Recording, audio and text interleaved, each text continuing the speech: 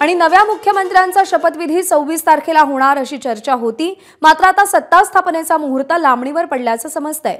यामागे 2 ते 3 महत्त्वाची कारणे आहेत। सूत्रांच्या माहितीनुसार पूर्ण बहुमताचं सरकार असल्यानं कोणतीही घाई न करता व्यवस्थित निर्णय घेऊनच सरकार स्थापन केलं जाणार आहे। मुख्यमंत्री पदाचा चेहरा निवडण्यासाठी भाजपच्या संसदीय बोर्डाची बैठक होणं गरजेचं आहे। त्यानंतर अमित शहा आणि शिंदे फडणवीस अजित पवार यांच्यामध्ये बैठक होईल आणि मग त्यानंतर या तिघा नेत्यांचा शपथविधी होईल असं कळतंय।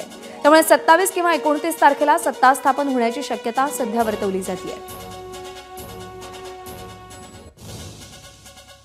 दरम्यान शपथविधी लांबणीवर का गेलाय ग्राफिक्सच्या माध्यमातून आपण एक नजर टाकतोय। भाजपच्या संसदीय बोर्डाची बैठक होणं गरजेचं आहे। राज्यातील तीनही मुख्य नेते अमित शहा यांची भेट घेतील। बैठकीनंतर मुख्यमंत्री पदाचा चेहरा फायनल होईल। मुख्यमंत्र्यांसोबतच दोन्ही उपमुख्यमंत्री देखील निवडले जातील। सुरुवातीला मुख्यमंत्री आणि 2 उपमुख्यमंत्री शपथ घेतील।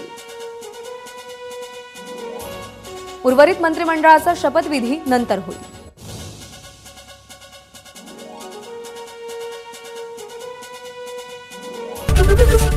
एबीपी माझा, उघडा डोळे बघा नीट।